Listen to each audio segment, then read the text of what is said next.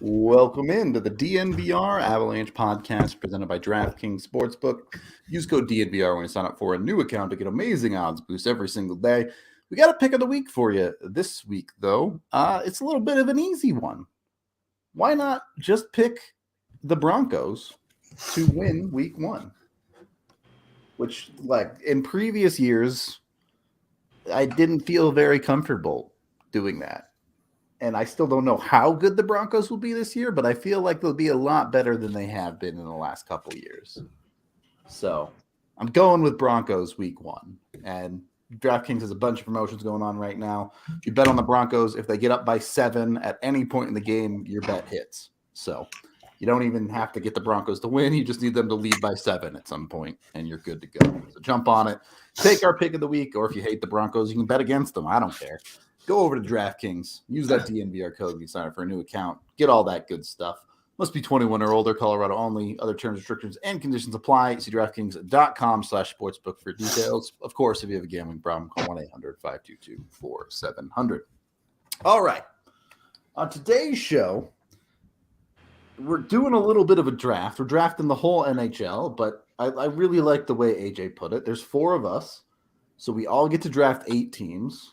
And we're going to have the Rudo division, the Jesse division, the Meghan division, and the AJ division. And then we'll have you guys vote on who created the best division of hockey teams. So it should be a fun one. I'm interested to see, I think some of the top and bottom teams in the leagues are pretty obvious. But we get into those middle picks, and I'm curious to see which teams you guys are high or low on. So I sure feel like Colorado's going to be the first pick. Yeah, that one's pretty easy. I feel like we should do a show at the end of the season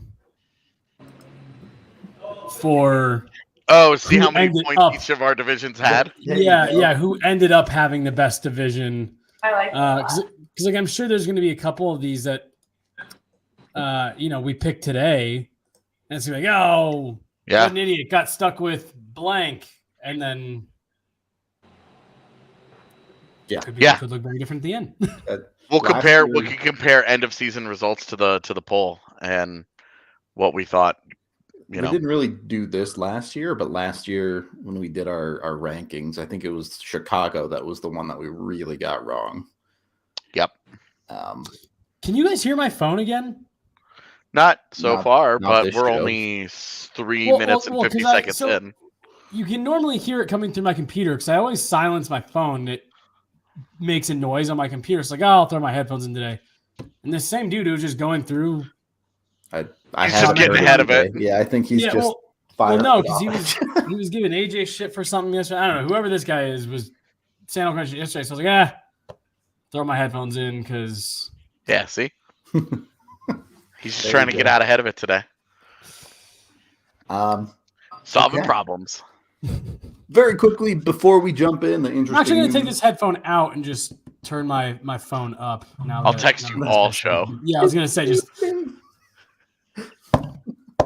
The interesting news of the day: Tim Stützle signing an 8x8 at 0.3. I think very large deal for a guy who doesn't even have a 60-point season. He had 58, so it's like it's not 60. But he's in the neighborhood. So we've seen, it's interesting because we've seen Josh Norris, Tim Stützle, Nick Suzuki all get big-time deals. And so you do wonder, you're like, we were talking yesterday, Alex Newhook, if he hits that 50-point barrier, where does that contract go? Could be a substantial one if you want to. Especially lock them up with a decent amount of time. Well, and like the thing is that yes, those teams are overpaying for the production that they've produced right now, but they're paying for future production, right? If the cap takes a $10 million jump in the 8 years that thing is in place, like given that none of those guys are going to be deep into their 30s by the end of those deals, like you think that there's a good chance they age pretty well. Yes, but also like they have to, right? If big bet. If you're getting 60 points out of an $8 million guy, that doesn't feel very good.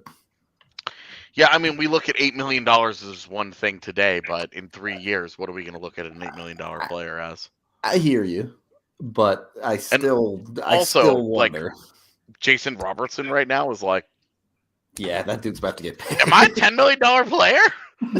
Like, did Dallas blow this by waiting as long as they did, or did Robertson purposely wait out these guys getting deals so he could just be like, I'm better than all those fools? Yeah, so, I don't know. It's an interesting one because you see teams do this where, like you said, AJ, they're not paying for Tim Stützle today.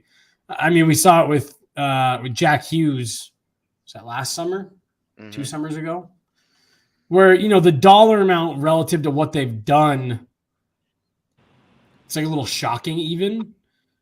But again, like you look at a guy like Nathan McKinnon, and that's kind of what you hope for on deals like this, especially with where you hope the cap could potentially be going, is can we position this so that Tim Stützle looks like an absolute steal in 5 years? I don't know. It's going to be interesting to see what it does. Like this just kind of widespread way of thinking.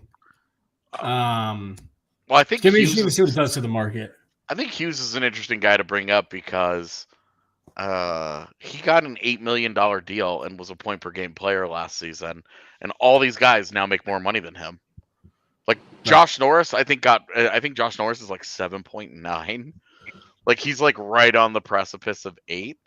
And right now, Josh Norris or Jack Hughes, which one would you rather have?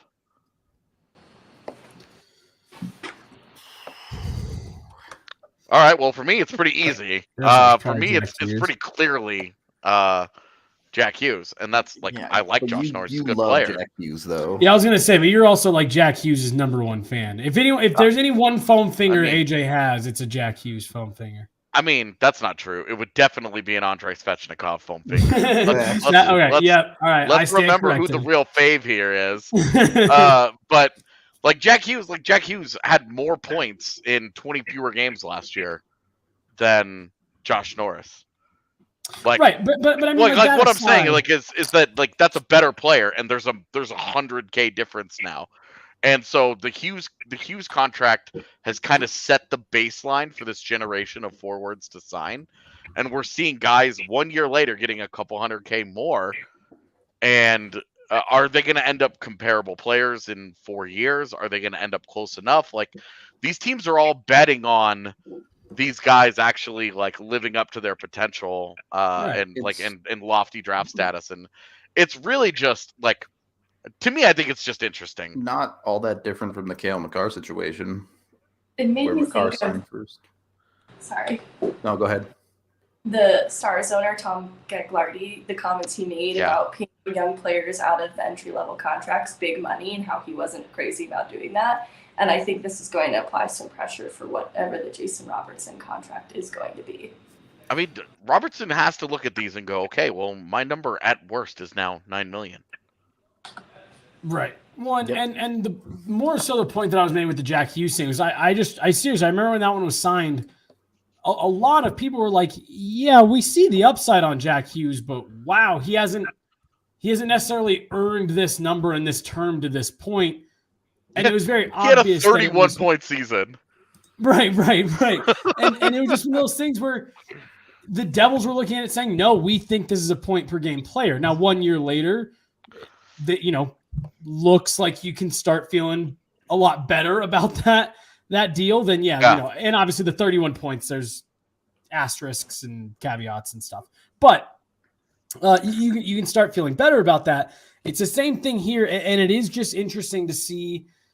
Shit, man, I mean, go back 10 years, and this was a set and forget bridge deal. Like, no doubt, you get the bridge from your ELC, you get 2-3 years at some decent money, and then you reassess from there. It is just so interesting to see the way that the league is kind of shifting. And McKinnon actually, I remember being one of the first ones that just skipped the bridge and went right to the longer term. It's literally why Ryan O'Reilly's friction with the Avs existed, because Matt Duchene took the bridge deal.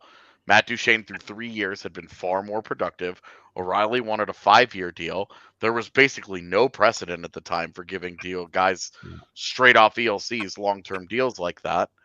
O'Reilly was really the pioneer in this way because he was the one that was pushing hard for it while not having proven himself. Like PK Subban was also a guy that he was forced to eat a bridge, but he'd been a Norris guy already.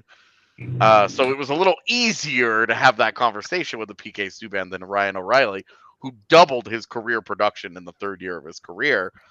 So it was interesting. And then that wave of players, we saw that next small wave, the Mark Scheifele, Johnny Gaudreau, Nathan McKinnon, all signed in that range of $6 million together. Whoa. They'd all had similar careers up to that point. And all became banger contracts. All of them turned into big time value deals for their teams. Yeah. So that's this wave of deals. That's why I thought it was interesting. Less like some of it is like with New Hook in mind, but also like this is the next generation. Those guys are now getting $8 million deals, which used to be reserved for the elite players of the league. But now the elite players of the league are going to start getting, 11, 12, 13 million over the next few years. Well, that's going to be the part that's going to be so interesting with these, because it's obvious there's been a shift in the way that GMs think, or just teams in general, in terms of, wow, instead of waiting for this guy to have a breakout, can we maybe overpay him for a year and then hope the breakout hits and we get him either at very fair value or he's actually a little, what he's making is maybe less than what he's worth. It's just been interesting to see that way of thinking shift. And yeah, to your point, AJ, what I'm most interested in is the trickle up effect. How does it now impact? And obviously Mikko did his deal a couple years ago, but theoretically the players like Mikko Rantanen, where it's like, nope, you're solidified as a top tier guy. You're not a whole hell of a lot older than some of these younger guys. Where does that contract fall? Do you still pay extra for the longevity? Because you assume that they'll continue to get better. It's an interesting shift in the way that people do business. That Mikko bridge. Mikko is set up right now as the guy they can't keep. Right. So. I think it's an interesting comparison with O'Reilly, kind of for that generation. You kind of had Nylander as the guy who really held out off of his ELC. Yeah. This time to get that extra money or whatever you want to call it. Anyway, we do have to get into the actual show today. So let's bring up our draft board if we have it ready to go. I don't know who's picking first, but I'm pretty confident in who they're going to be picking. I'll tell you that much. We're going to go through all 32 teams here. It's going to be a big one. Okay, apparently I'm picking the Senators 7 times. Hey, they had a big offseason. Yeah. So I always end up picking first in these things. Wow, isn't that convenient? Wow. Whose idea it was just always ends up picking first. All right, look, blame me on here, all right? I'm gonna demand a reshuffle of this draft order. We need to go back to front and have Megan pick first. That's fine. We can do that. I'm down. That's very nice. Just go right to left. I'm good with it. Yep. Very confusing for people who don't watch the show to look at the graphic later and be like, the Avs were the 4th pick? What? I mean, they don't have to know. They can just say that Rudo makes terrible life choices. It's fine. It's the Colorado Avalanche. Of course it is. Of course it is. How are you not going to pick the defending Stanley Cup champions first? I feel like any other pick in this draft, there are like multiple teams you can make an argument for, but not this one. Yeah, I especially like with the way that the offseason went for every single top team at the top of the league. Everybody made a big move. Did any of them get definitively better? Definitively, no. Definitively, no. But you can make arguments that all of them got a little bit worse somewhere. Yeah. And that's, I think, one of the more fascinating elements of this, looking at last season versus this season, is if you go down the top 10 teams in the standings last year, go down to Boston at 10, who got better?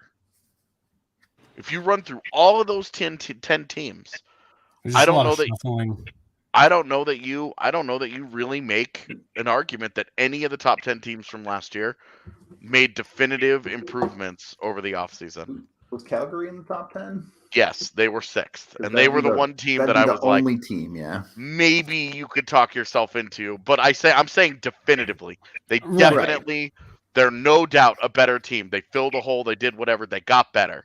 We don't know yet, and like I feel like a team like Washington, right? Like I think they got better. You can say Darcy Kemper, the stability in net, they are going to be better. But how much better? Close enough to be don't in know there, sure. But like that's a team that got better. You could be like, oh, they got better. Like, okay, you start to get into the middle of the league, you could start having these conversations about these guys definitely, sure.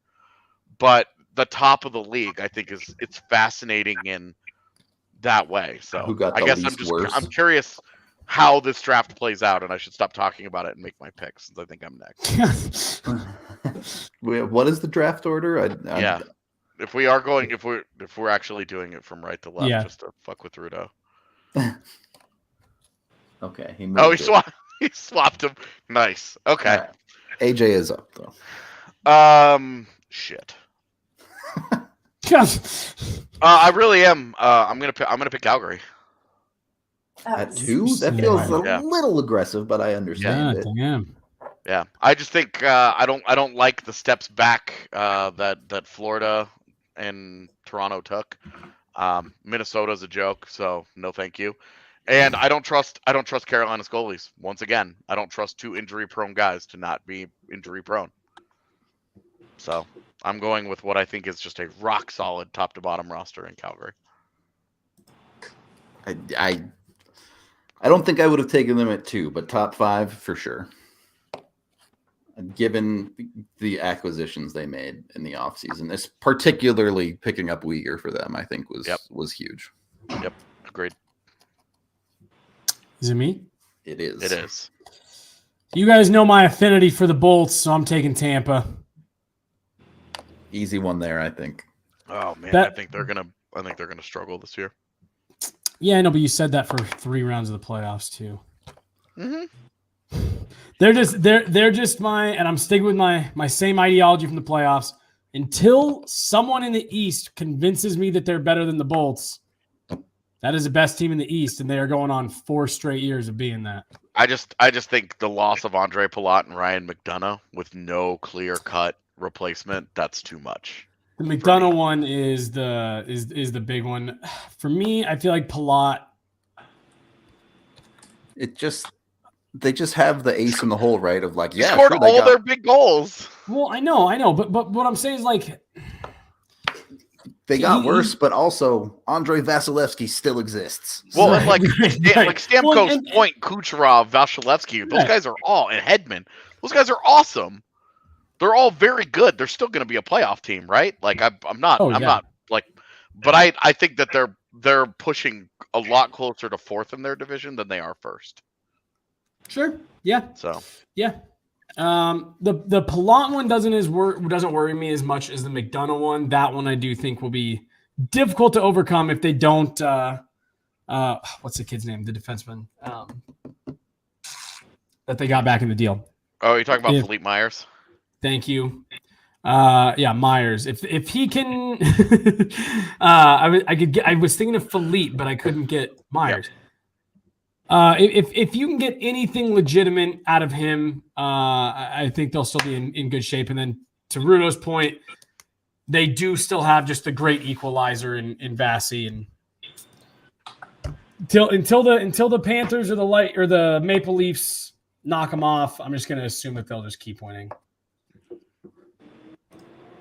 Yeah, all right then. I think I would have kept the Tampa top 3. I was hoping they'd fall to me at 4. honestly, but didn't quite had a get couple there. thoughts, yeah, almost. We are snake drafting this, right? I get 2 picks here. Yep. Yeah. Okay. At 4, That's where Rudolph lives, Evan. I don't know what you're talking about. Say, that's just a shot out of his window. Yeah, he has a picture window in his bedroom. This Yeah, is just That's my where roof. he lives, man. rooftop deck. Yeah, hell yeah. Okay, at 4, which order do you want? I think I want to do it in this order. At 4, I'm taking the Leafs. I think Still couldn't get out of the first round. I know, but that was a joke about you picking them in the first round instead of doing them second. Got it.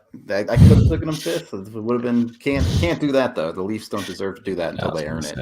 But from a purely talent perspective, I think that team is extremely, extremely high end to the level that, look, are they really a cup contender? I wonder about their defense and their goaltending a little bit. But on the forward side, yes, absolutely. I don't think there's any doubt there. So they have an elite roster. Certainly would have them in my top 6 or 7. I'm willing to take them at 4 here. You said find teams that were better than Tampa in the East. I think it's the Leafs. And despite losing Uyghur, I think it's the Florida Panthers. I think them making the second round was a big, big deal for them. A little bit of experience at that next level. I think Matthew Tkachuk is going to be amazing there. Oh my God! Right? Yep. Yeah. The easiest fit ever. Matt Tkachuk next to Sasha Barkov is going to be so much fun. The Panthers' one big concern is Ekblad has to be completely healthy this year now, and I don't know how they replace Uyghur super well. Like Brandon Montour can't be your top pairing guy. He just can't do it. But we've seen, they collapse a little bit against Tampa in the playoffs. But beyond that, they are a team that can absolutely outscore a lot of their problems. You talking about Florida? Yeah. Oh yeah. Well, and you have to. I think this is what you were just saying. You have to like that tandem too. I'm a big Spencer Knight fan, obviously, based on yesterday's show. All right, back to me, right? Yeah. Paul Maurice gonna break your heart, man. Welcome to the ride, buddy. I'm not that invested. been watching it up close for the last couple of years, and I tell you, it is not a fun experience.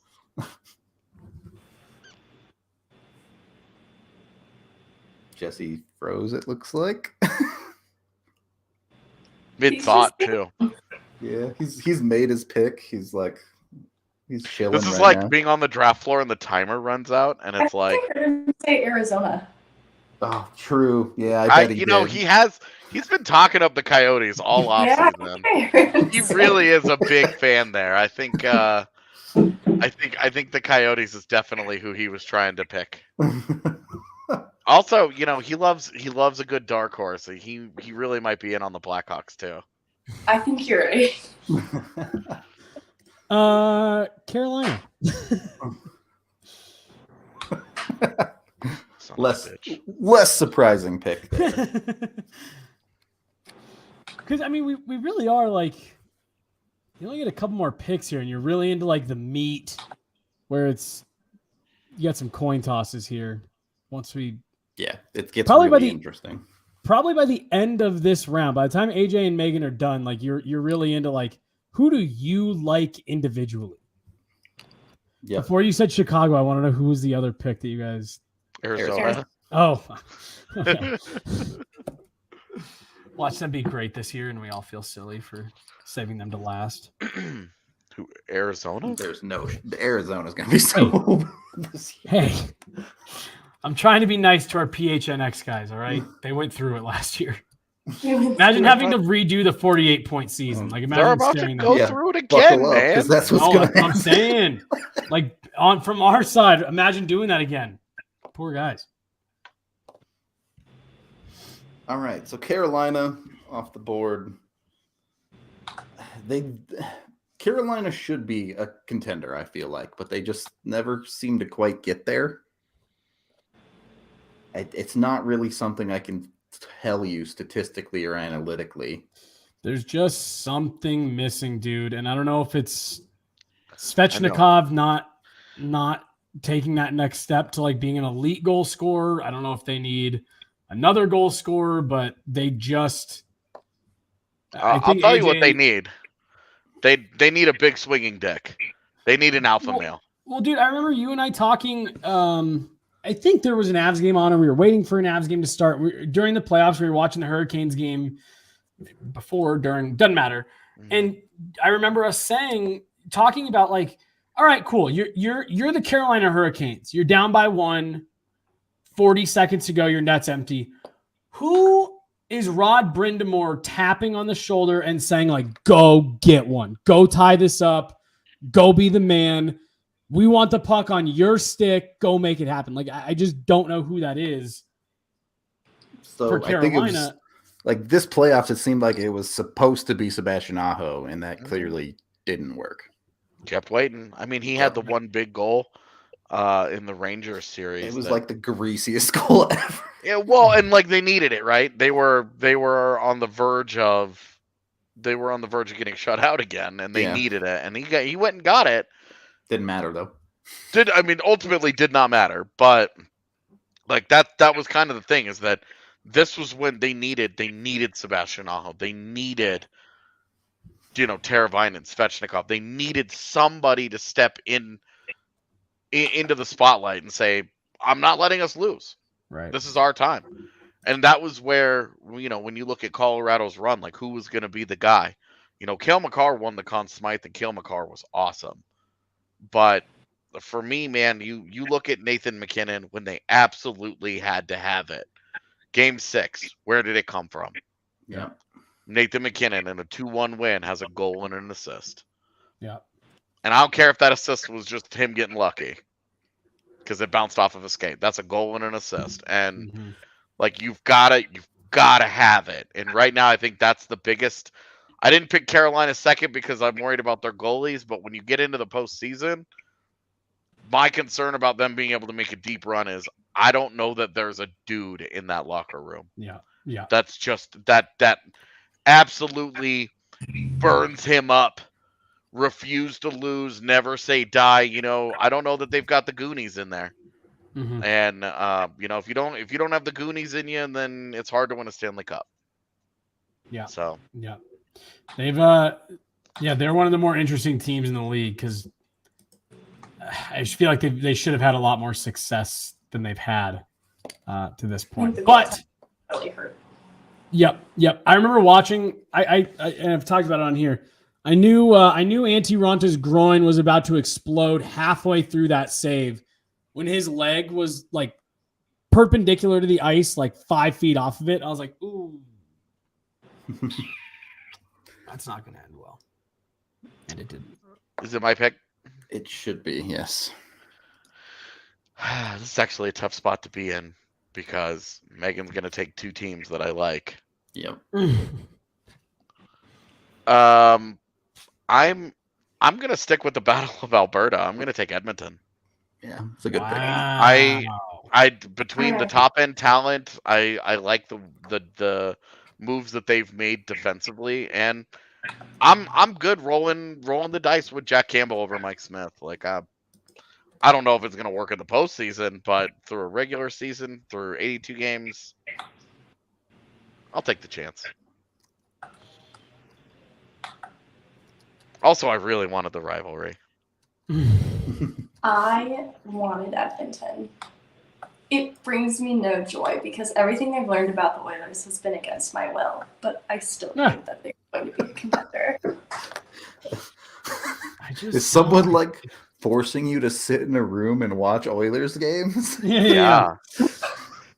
I understand, like, our guy Dario married an Oilers fan, so contractually he's obligated to watch Oilers games. Like, I get that, but what is happening here? What is going on? I just learned information about personnel, and I'm like, man, I really don't like that guy or that guy either, but they're good. We need a segment every week of Megan's hot goss. No, we can't do it. We can find out which guys we should not be okay. It's piping hot. Honestly, It's fine. No, we're good. Okay, they're the Edmonton assholes. Got it. So, is it my turn? It is It still is. your You have turn. two Yes. picks. I'm going to pick Back-to-back St. picks. Louis and New York Rangers. Well, you. Wait. You're picking the Oilers, so you only get one more, right? No, wait. I didn't think I got AJ Oilers. took the Oh, Oilers. AJ took. Okay, St. Louis and New York. Okay, got it. I'm dumb. I'm assuming you So- didn't take the team AJ wanted based on the face he made. I did or didn't. Did not. St. Louis, I think, is a great pick here. So let's talk about the Blues for a sec, because you're like, St. Louis is a great pick here, and my immediate response is it? I think so. Like, I think they are the prototypical second round hockey team. You think They're so? like good enough to be a 10th-ish in the league, not good enough to really compete. I could agree with that. And like, if Binnington completely falls off the cliff, that's a problem for them. This is the thing, is that Binnington was bad last year outside of a 2-week stretch in the postseason where he looked pretty good. He wasn't very good, and they had Ville Husso to bail him out. Even beyond that, they had Charlie Lindgren as the third guy who was pretty good for them. None of those guys are there anymore. Their goalie depth is gone. It's totally thinned out. It's Jordan Binnington or bust. That makes me uncomfortable to start with. But also, the whole selling point of the St. Louis Blues, 920 goal scorers, their depth. Their depth. And David Perron is gone. Yeah. Just right off the top, he's gone. I don't think they got better, but I still think they're solidly a playoff team, even with Binnington. Well, and like Nick Leddy is now going to be a major part of their defense. Can Justin Falk repeat the great season that he just had, kind of out of nowhere? I just think that they are a less extreme version of the Wild, where a lot of things went their way last year. A lot of things went their way. And I think that both teams, like, somebody's got to emerge in the Central. But I think both of those teams are ones that I'm just like, gosh, I think they're going to be more like 97-point teams instead of 109. My thing about your comparison to the Wild is, a lot of things did go right for St. Louis, but I think there's a lot more that's sustainable there. You have Tarasenko. Oh, definitely. Back to being Tarasenko. You have Robert Thomas, who I think at least in the regular season is legit. Kyrou. O'Reilly's in a contract year. Like, there's going to be, like, I think St. Louis is probably second best in the Central. I still think it's a good hockey team. Minnesota had 113 points last year, and St. Louis had 109. And I guess I'm just not sold they're that level of good again.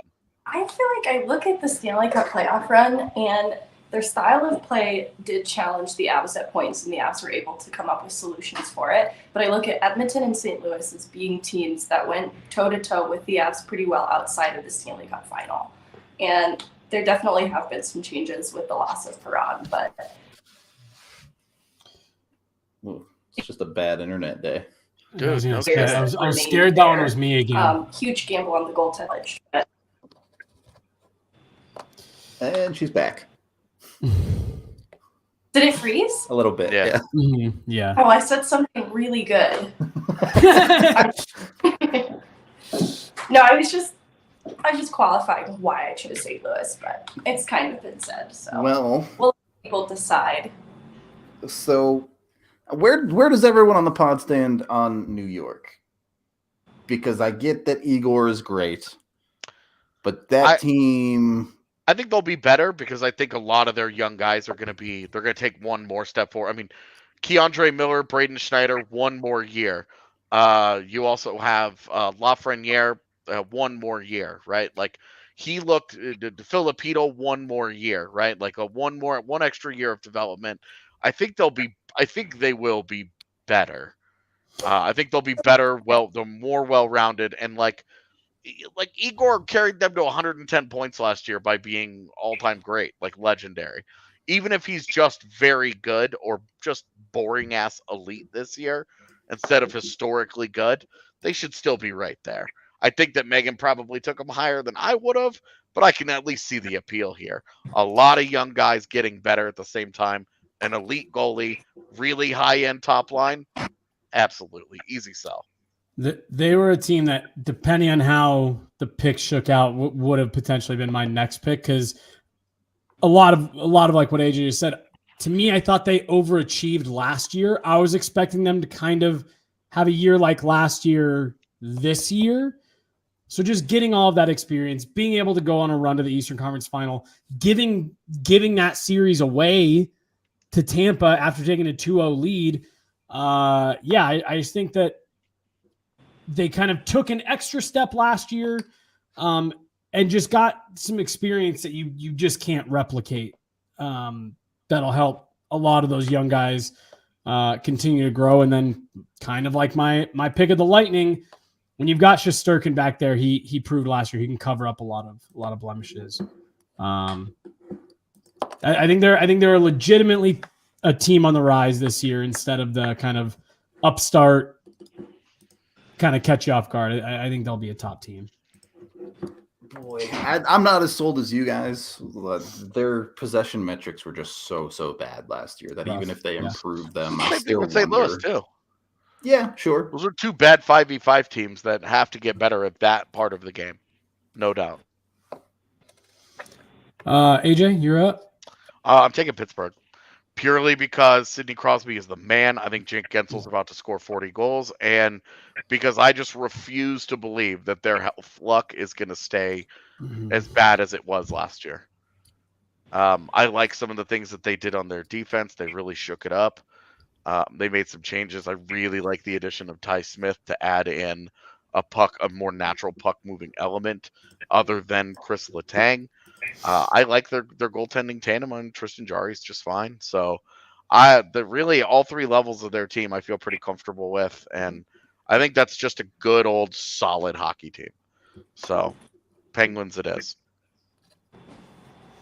That they were on my radar here coming up. I'm going to take Washington. That was the other. Yeah, that was it. Yeah, I was really just going to take whichever one of those you didn't take. I figured you would take one of the two. Again, this is just a team that continues to be solid. No Nick Backstrom for a lot of this year. But I do like the add of Darcy Kemper in net. I wrote about it a little bit in the 5-on-5 this week. I feel like people wrote off a lot of Darcy Kemper's last year because he struggled in the playoffs. Because he couldn't see the fucking puck for 2 months. Because he got stabbed in the eye. Jesus, man. He got an eye injury. Do you remember that? Yeah. Spontaneous. Yeah. Was that the weirdest fucking tweet thread, man? That's that Jeff. I actually like Jeff quite a bit most of the time, but his eye spontaneously stopped working.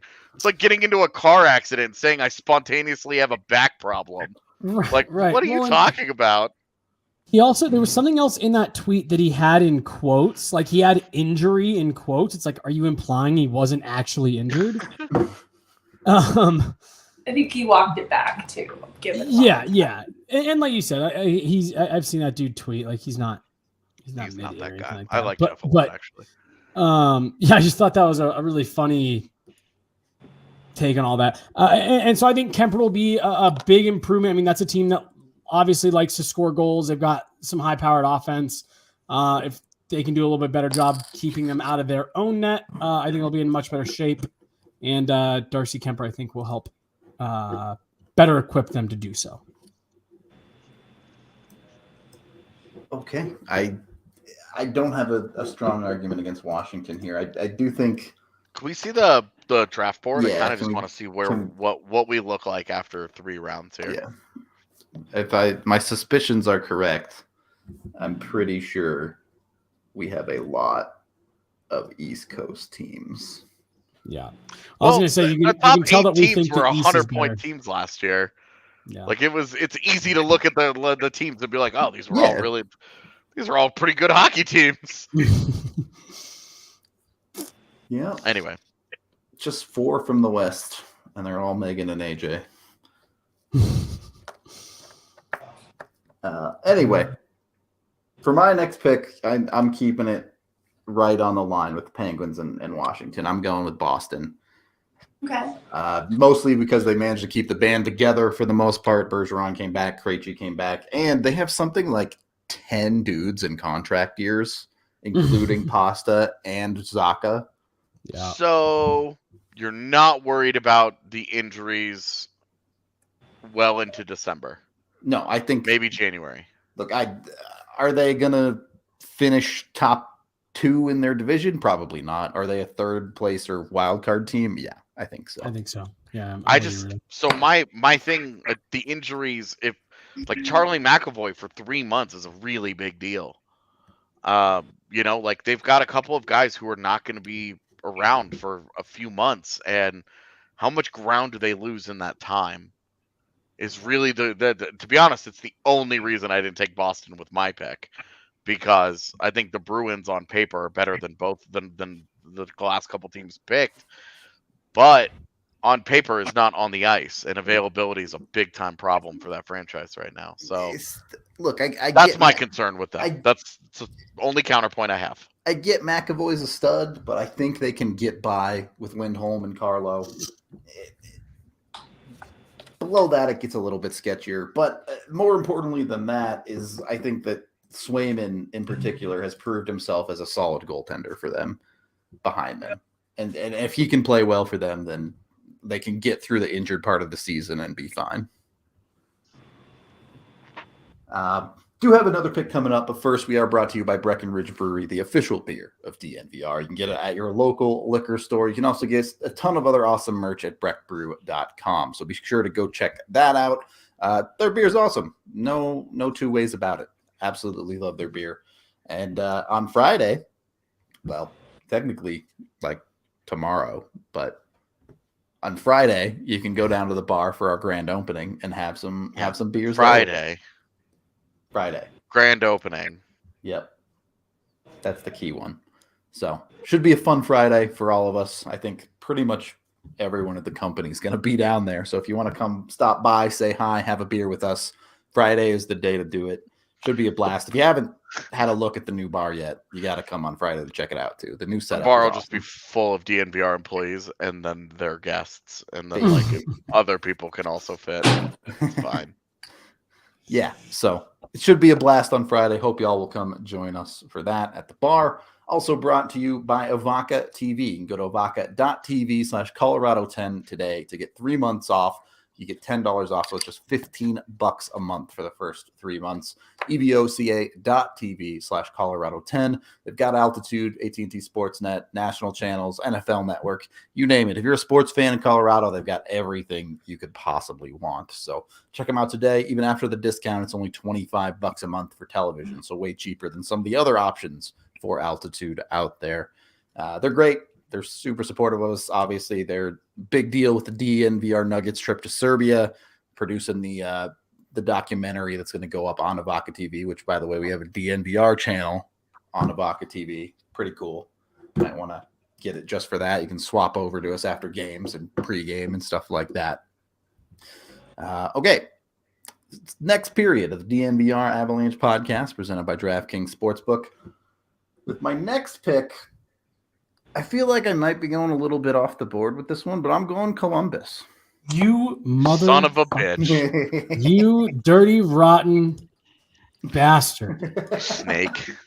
Seriously. Look, you look at their roster with Gaudreau. You don't have to sell it to me. I was going to take him next. Same. They were my next pick. Now you're going to make me build the Pacific Division. Sillinger, say less. Yeah, exactly. Yeah. What AJ said about Johnson and Sillinger the other day. That's what really sold me on him. Damn me! Damn it. All right. So that one was easy, I guess. We're up to pick 14 now, which is AJ? No, Jesse. Yeah.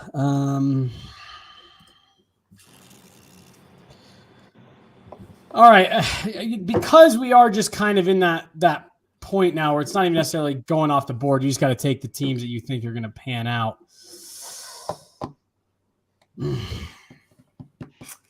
All right. There's a team here that I should take, and I'm not going to. You know what? Actually, Dude, it's not that deep. It is that deep, AJ. I'm nervous. I want to win the poll after. No, I'm just kidding. Okay. I'm going to take Nashville. Yeah, I'm going to take Nashville. I think that's a solid pick for this range. Yeah. I'm sorry. I'm sorry, AJ. I wasn't going to, but fine. I think the addition of McDonough should really help them. Yeah, and that was the thing that pushed me over. And I really like the addition. Super sneaky, but I really like Nino Niederreiter there. I think that's sneaky, bro. I think he adds a really good element to their second line, and they can balance out Tanner Jeannot, probably not going to score 20 goals again. But Philip Tomasino is a guy that could ascend in their lineup. If Jeannot ends up being for real, that really helps them. That's great.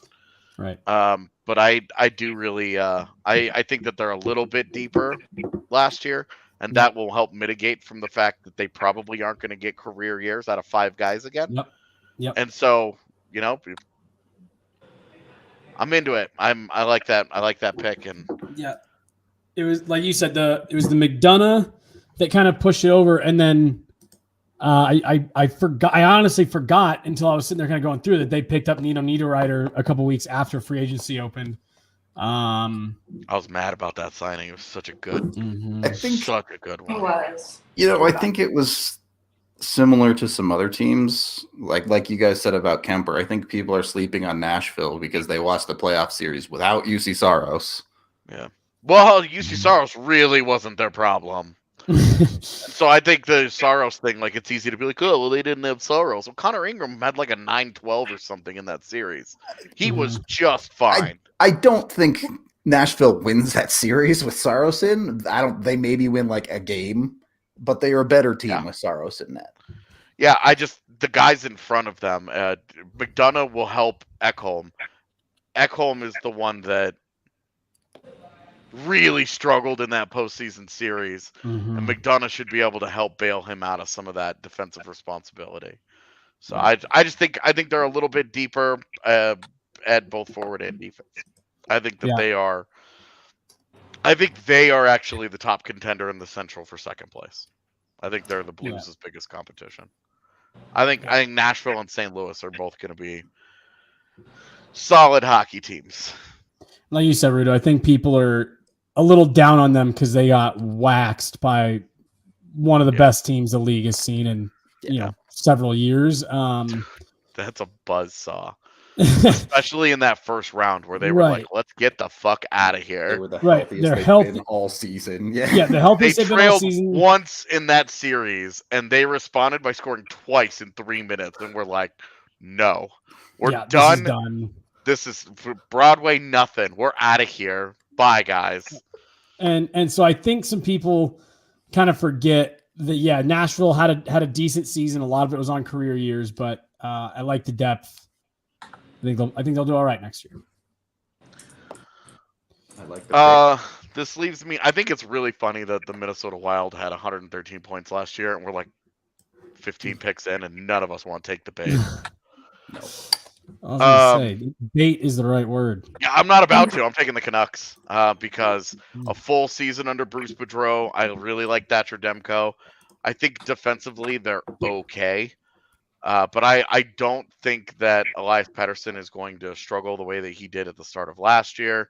Offensively, I really like the top forwards on that team. I just think that all the way down, it's just solid. Yeah. Yep. And I have too many Pacific Division teams. I don't like this. AJ's realizing he's about to lose this poll. Yeah, because I'm like, oh, I really should have taken the Kings, but another Pacific Division team. Yeah. It really screwed me up when you took Columbus, you dick. Yeah, I was gonna say. Usually this is you guys screwing me in these, so let me have this one. All right. Let's see. Yeah, Columbus is in a weird spot where I think they'll be fine for this year and maybe next, and then stuff gets really weird for them after that.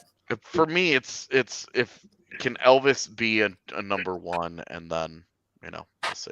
But anyway, Megan, you got 2 picks. Please take Pacific Division teams to stop me. I don't know how this is gonna go over. I want to pick Ottawa and Anaheim. You can have Anaheim, but I'm not happy with you. Sell the people. Yep. Mason McTavish.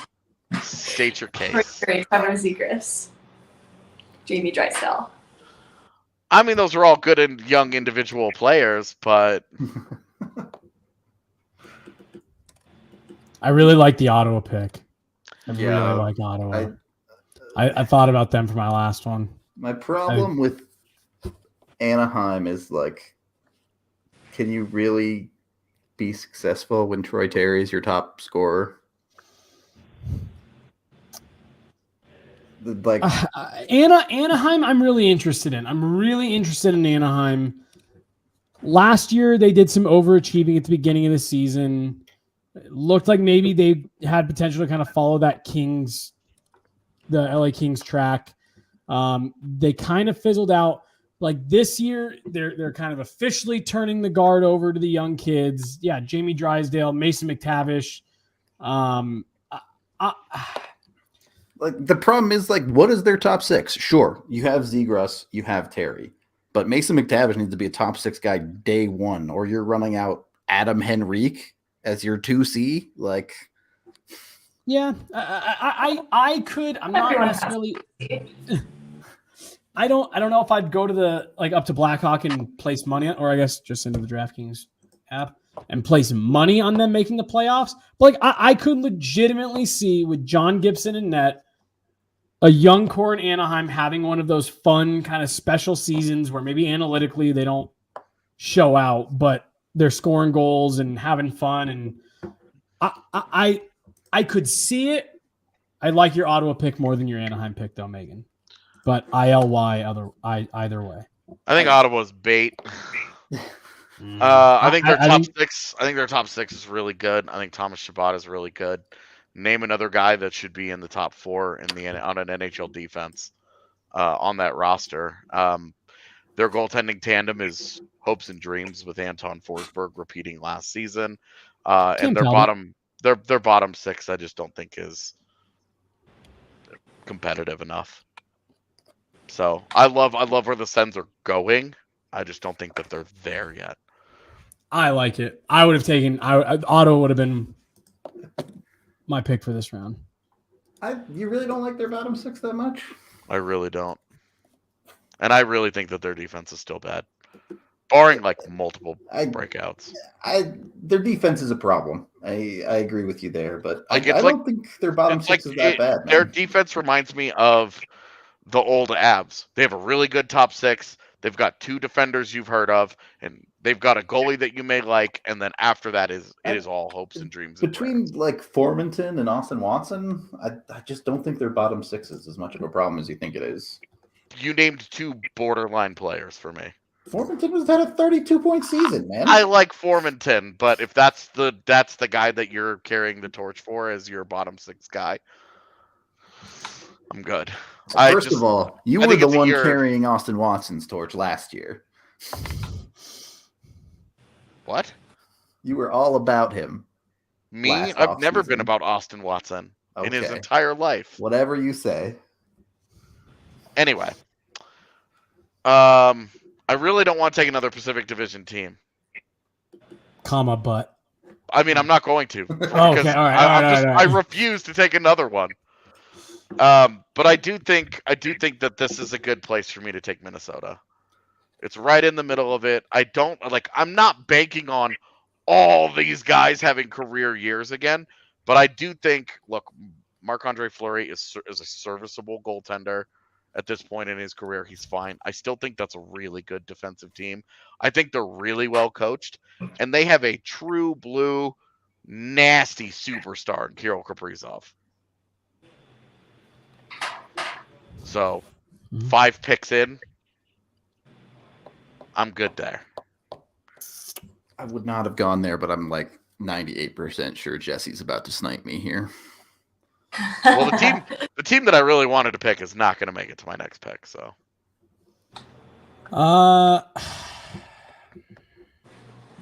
yeah. See, I've got a couple, and I'm just trying to decide which one I think is more likely to get back around to me. I'm going to take Winnipeg. I'm going to finally move out west and take the Jets. When you've got the elite goaltending, and like a lot of their players in place are still really quality, and I think this is a discovery year for them. Are we still in it, or do we need to start the tear down? And I'm going to trust that they'll take advantage of a division that's a little up for grabs once you get to number 2, and I'm going to trust that they can sneak in there kind of late as a late round pick for me and yield some good results. I think this is like me taking the Canucks. Like, you're just banking on a coaching change. You're banking on the proven guys being who they've been. Yep. And like carrying the load there. Yeah. I think that's fine, man. I think their defense is really interesting to me because I think if they just make the one swap, Logan Stanley out, Dylan Sandberg in, it raises the floor of that group quite a bit. They do not have the high end. They don't have a true top pairing guy. But between Schmidt, Morrissey, Dylan, and what I think Sandberg is going to be, like, I think that it's like an okay defense. Instead of having a top pairing, it feels like they've got 3 second pair, like low end second pairings. Well, and it's like if Rick Bowness can get out of them what he got out of the Dallas defense, right, and they have Hellebuck back there, I can see where winning games against the Jets this year could be like pulling teeth, man. It could just be a miserable. I'm a little night. concerned that they broke Hellebuck, though. Oh, I'm definitely not. Yeah, it's just. Can that guy really go 66 games again? Like, well, and it was dumb because they lost Eric Comrie because they overworked Bucky last year, and it cost him. They didn't play him enough, and that's why Comrie was a UFA and not an RFA. And he played so well last year that they couldn't afford to keep him. Right. Like, literally, like, it's such a mismanaged franchise that it's hard to bank on them. But then you go and look at their roster, and you're like, there are guys all over this thing. Right. I'll say that. I mean, that's a team last year that I really thought was going to be a contender in the Central. And I think they just had one of those seasons where things started going wrong and they couldn't ever get it back on track. And then Paul Maurice walked out on them. Right. And so you just hope that with a fresh slate this season, they can get off to a better start.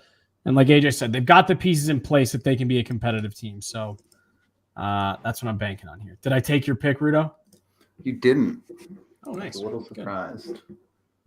Really let me make sure my pick's not taken. Bring up the board really quick. I don't think they got taken. But I have 2 teams that I want here, and I just have this sneaking suspicion you're going to go back-to-back with them. Okay. So I'm definitely taking LA. Oh, okay. Nice. Sweet. So at least one of mine will be there. Stop me from myself. I really think LA's gotta take that step this year. I think they still have the solid pieces up top. Kevin Fiala is a huge add for them. That's a huge get for them. It's a really big piece for them. They could not score. They like 35 shots on goal per game, but they could not score. If they can just get anything out of Kaliev and Byfield, I think they're a playoff team. I really debated taking them over the Canucks, but the Canucks are the new shiny, and I'm a moron. So I chase the shiny things, and it's what I do. Being a boy is hard sometimes. It is hard. I think you definitely have some question marks around their defense, to be fair. Yeah, how long can Drew Doughty keep being a real NHLer? I like their defense when healthy, because remember last year, by the end of the year, they were playing like one dude that was part of their regular lineup. I think Sean Dursey proved he should be part of it. Yeah, Dursey. I like Matt Roy. I like Mikey Anderson. I think all those guys are actually solid.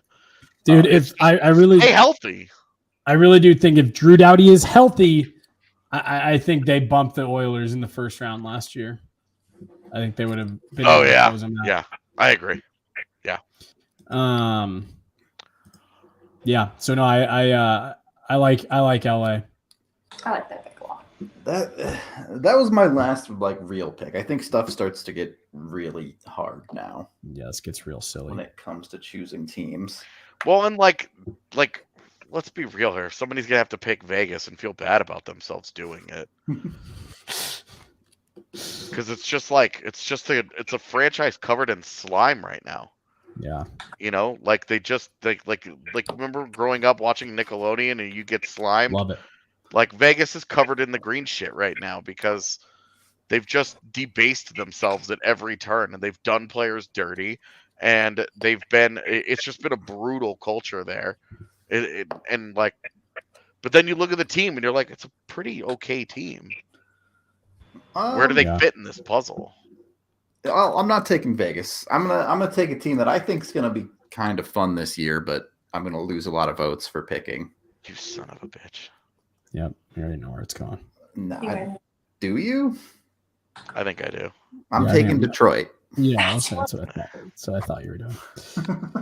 All right, it's gonna be like that. You and this Lucas Raymond bullshit. Let's go. Dude, this has gotta stop.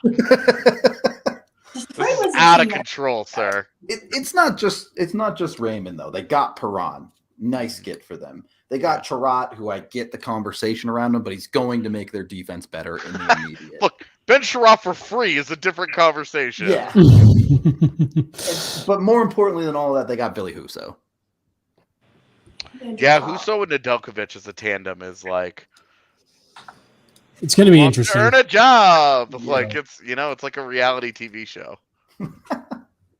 So I don't know that they're quite a playoff team, but I think they're close. Yeah, I do like Detroit this year. They'll have Tyler Bertuzzi available to them. Again for most of the year. Yeah. You do like their like Dylan Larkin is in a contract year. They've got some interesting guys that you could certainly sell yourself on, and obviously Mo Sider is the shit. Yeah, no doubt about that. All right, well, cool. The two teams I was going back and forth on, you took neither of them, so I thought this would be easier for me. But I am AJ. I do apologize. I'm going to take the Isles. I think, yes, they were in shortened seasons. They were in the COVID shortened seasons, the bubble. But you just don't make two back-to-back runs to the Eastern Conference Final and then drop off a cliff for seemingly no good reason. I think this is a top 3 tandem in the NHL, at least.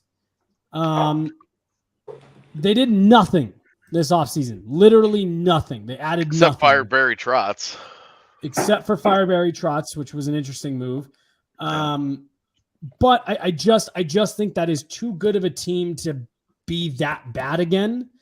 They had a nice late surge, wasn't anywhere near enough. They had been out of it for months at that point.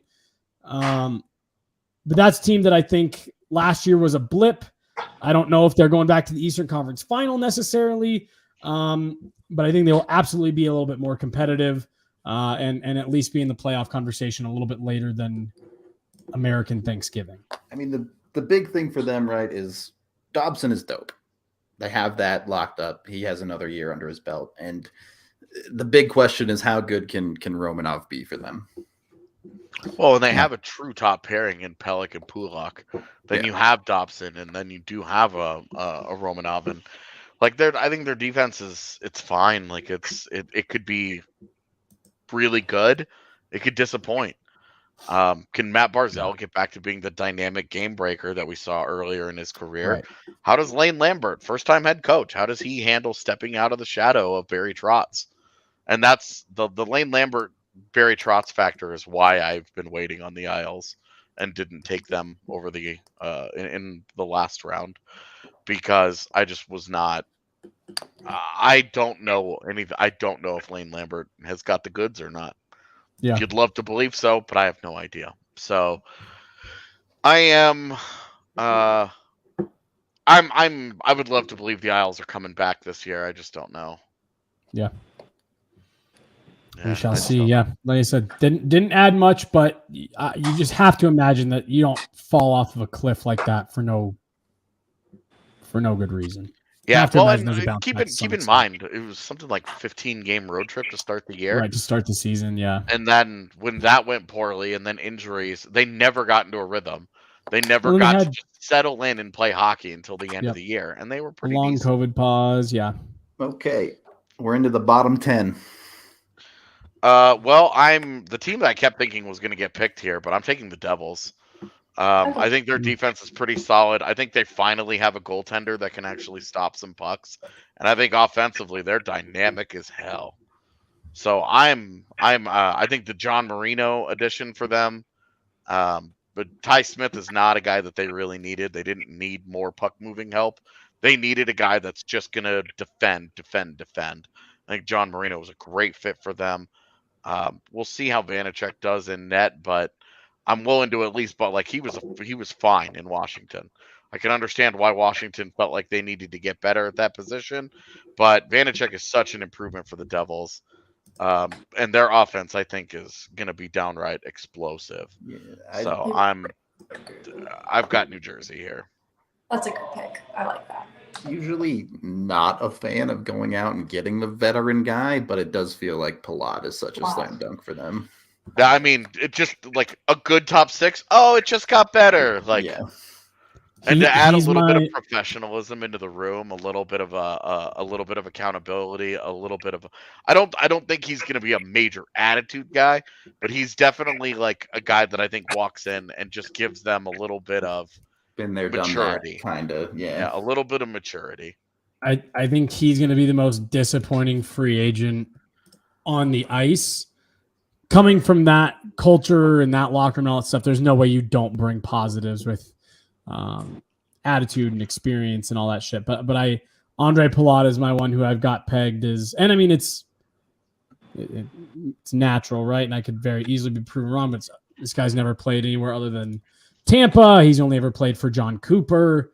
In this very successful era of Lightning hockey. How is he going to handle it playing for a team that is not expected to make the playoffs this year? How much of a big time contributor can he actually be? Not saying it makes me like the Devils. Repeat his season. If he can just put up the 18 goals that he did last year, I think they'll be plenty happy with that. Sure. Yeah. Like, just be the guy that he has been. They don't need him to be a driving force there. It's just more of a fill in the gap and let the kids grow. Yeah. Also, Dawson Mercer. That guy rules. Okay. Megan with another double pick here. All right. I'm going to pick Seattle. Don't mind it. Not appreciated. On my next. I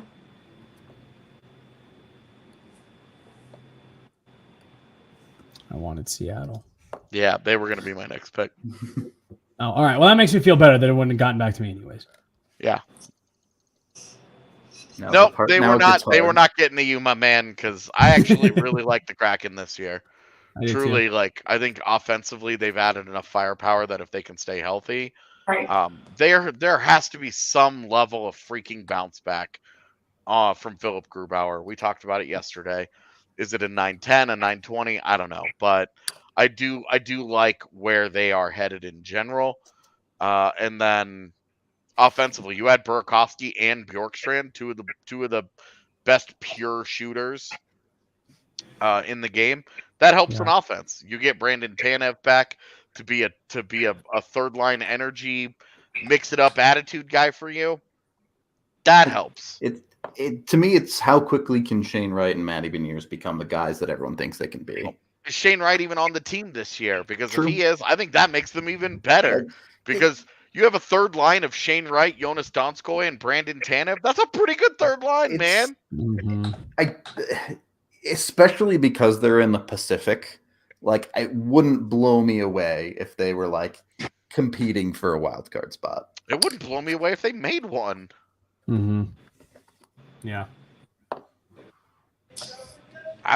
I just think the Kraken have the upside of the Kraken is there. Yeah, for sure. But if Grubauer doesn't respond, none of it matters. True. Like, as we saw last year, like offensively they couldn't score, but defensively they were pretty solid last year. Now losing Giordano is going to hurt, but I think defensively they'll still be like fine. They'll be competitive again, and then it really comes down to Groovy. All right, Megan, who's next? Man, this is hard. I know who I want, but I think Dallas is a better choice from what I want. So I'm going Dallas. Our stars like collective disrespect on this pod. I love that it has been on brand from day one of this podcast. No respect for Dallas ever. It is a smarter choice than what other options I was looking at, though. So I still think it's an okay forward group. Still like Heiskanen. I think Ottinger's going to be great. Yeah, considering it's your second to last pick, like they're. You have a legit top line with Hintz and Pavelski and Robertson. You have a star defender in Heiskanen. Pretty good defense around him too. It's solid with guys like Lindell and Suter. Ottinger, obviously, everybody believes is after that postseason series, the breakout is coming. Like, there's plenty of talent there. But I'm not happy about it. This is like somebody's gonna pick Vegas. Like I say, it's gonna feel dirty, and you're just like, ugh. All right. Very quickly, we are brought to you by Gametime. If you're looking to purchase tickets to any sporting event here in Colorado, Gametime is the way to go. You can download the app. There's a link right down in the description that you can get your tickets from. Prices up to 60% off, so you get amazing tickets from Gametime. If you haven't checked them out yet, you can go do it right now. Look, I'm telling you, Avs tickets are going to be hard to come by this year. So Gametime might be the way to get in and do some of that. It's an awesome app. It works super well. It guarantees you the lowest price. You got to go check them out. If you love DNVR, Gametime is the way to go to get tickets. Again, there's a link down in the description if you want to check it out. Join over 15 million people who have downloaded the Gametime app. All right. AJ is next. Yeah, I understand everybody's got questions about what's going to happen in the future with them, but we're at the bottom of the league here, and I'm buying stock on Martin St. Louis and the Habs. I like the Canadiens here, and I'm going to get stuck with one of the Blackhawks or Coyotes, and Megan will get stuck with the other one, and so I might as well just load up on a team that actually I think has a little bit of upside here, because Montreal's got. Can't believe I'm taking Montreal over Vegas again. The disrespect, but like Montreal's got a forward core that I like could be a lot of fun. I mean, Suzuki and Brendan Gallagher, if they're healthy, Josh Anderson, they got Dadonov, Kirby Dach is there, Cole Caulfield a full year of that guy. Is Slavkovsky going to make the team? I don't know. I'm not planning on him making it, which I think would make him the first forward taken first overall since Matt Sundin to not make the NHL for hockey reasons and not other things happening. The Price injury kind of is, I don't know. I don't really trust Jake Allen and Sam Montembeault in net, but like I just don't. I think the rest of the roster has enough talent that if they get even an average year out of Jake Allen, that I'm there. I think they could. I just think that they could be a tough out every night. I don't think that they'll be good, but I think they could be a tough out. And let's be real here. I'm never buying stock in the Buffalo Sabres ever again. True. And that was the only other team I was going to think about here. That's why I hate the Oilers so much. Like every time I bring up the Oilers, I'm so negative because I've been burned. I've been burned for 13 years. Where I'm like, oh well, now they finally have the pieces. I'm just fully out. I'm never convinced they'll do went to anything. A conference final at least. Buffalo can't even make the postseason. Yeah, but I mean, and again, like just somehow, even that, the Oilers are like, wow, I can't believe they're here. Swept, asses kicked in 4 straight games. It's like, okay. Every time the Edmonton Oilers franchise has tricked me into thinking that this would be the year they had it. They just, and even after that first year with McDavid, they made the playoffs. Like, well, I guess they finally are turning around. Missed like 2 or 3 years in a row. It's like, I'm out. I'm hard out. You'll never get me to say anything good about the Oilers ever again. They're perennially terrible until they aren't. All right. So who you taking, Jesse? Yeah. I'll be the one to do it. I'll fall on the grenade. I was going to take it if you didn't. So I'll take Vegas. The goaltending is such a question mark. Yeah, you lost Pacioretty. You played most of last season without him anyways. The personnel is still, even with all the tearing down, which it makes it that much extra. Like, I can't believe you actually blew it last year. The personnel is still high end, even with the people they've had to literally give away for free. You like Eichel. If Stone is back healthy, love Shea Theodore, Alex Pietrangelo on the back end. Like I said, I think the goaltending is going to really struggle this year. I think that's going to be something they're going to have to actively be battling through every night. But in a weak Pacific Division, I still just think that there's enough there that they could be a good team again next year. This may be the official start of the teardown, though, if things don't go according to plan. I guess I just don't see it as much. Like, their top 6 is fine, right? But their depth has taken so many hits at forward, and then defensively, like Alec Martinez, really, like, I guess I'm just not. I don't know. I like Shea Theodore. I have serious questions, but bottom 5 team in the league. I was gonna say, yeah. There's only so many teams Aiden left Hill, there. Logan Thompson, and Laurent Brossoit is why I'm not picking them. It's not even spite. It wasn't even like hatred of my heart doing it. It was those 3 names. The rest of that may not matter. Yeah, but again, like when you're down at this part of the league, like there's not many goalie tandems that instill much more confidence. Right? But yeah. I mean, we're picking blah here for a reason. And like, I don't trust that Mark Stone at age 30 is just going to be like, my back is good. Right. These problems went away from me. Like, that's what we all thought was going to happen last year, was that he was going to be like, wouldn't you know? He's like Charlie's dad from Charlie and the Chocolate Factory, like jumps out of bed suddenly. I actually am fine. But when that didn't happen, you're like, oh shit, this might actually be like a real problem. Yeah. Unless they find a way to actually activate and convince him to come out of retirement with Shea Theodore or Shea Weber, I don't think that their defense is going to get any better. Pietrangelo has already, defensively, he's bad. Like, he's gone from being league average when he showed up to being bad defensively. And he used to drive so much play that it was fine. It didn't matter. Is that going to continue? Shea Theodore's fine. Like, we keep wandering around him. But Alec Martinez, like Braden McNabb, is really limited. They no longer have any defensive depth, because they had some guys that I actually liked on like a guy like a Dylan Coughlin that could step in and play decent minutes defensively for them. Not anymore. Not anymore for them. I think that they are 1 or 2 injuries away from absolute devastation. And like, you could maybe say the same thing about most teams. Like, if Andrei Vasilevsky gets hurt and misses the season, how do you feel about Tampa Bay all of a sudden? Right. Not quite as good, but they're already there. The season hasn't started yet, and they're already down the starting goaltender. So I just think they are seriously 1 or 2 bad breaks away from being an absolute bottom feeder of a team.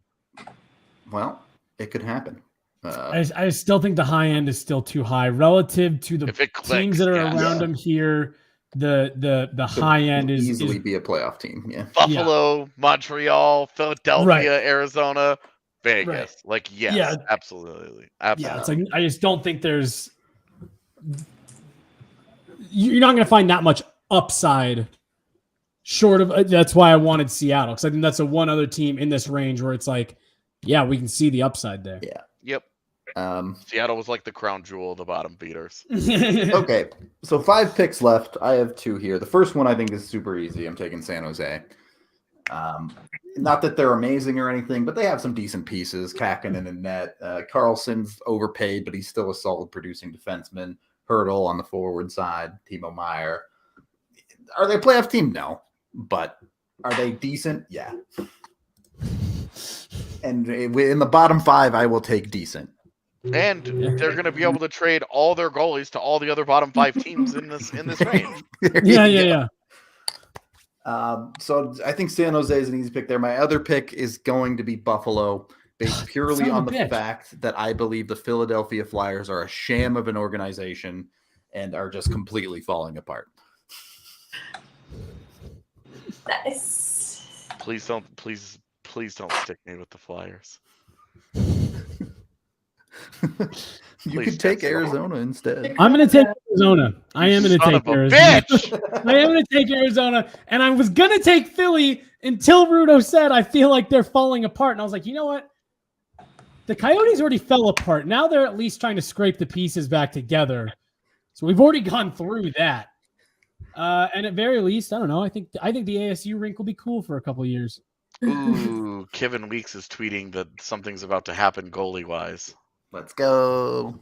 San Jose is about to make another deal, baby. Just completely changes.